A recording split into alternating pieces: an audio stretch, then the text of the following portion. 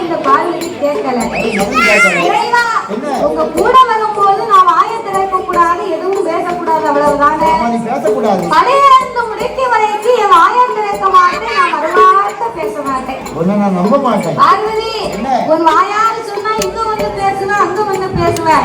உங்க அண்ணன் பொறுமான கண்ணை மேல சத்தியம் பண்ணி முடித்தாக்கா என்னோடு உன்னை அழைத்து கொண்டு நான் கைலாசத்தை விட்டு குடும்பத்துக்கு போவேன் அப்படின்னு சொன்ன உடனே ஆண்டு வெட்டி சம்மதித்து ஆணையிட்டு கொடுத்து வாப்போட்டு சட்டத்தை வாங்கி ஆண்டவனும் மகளையோ ஆண்டவனும் மகளையோ ஆண்டினம் புலனமையோ அமுதவற்ற வேணும்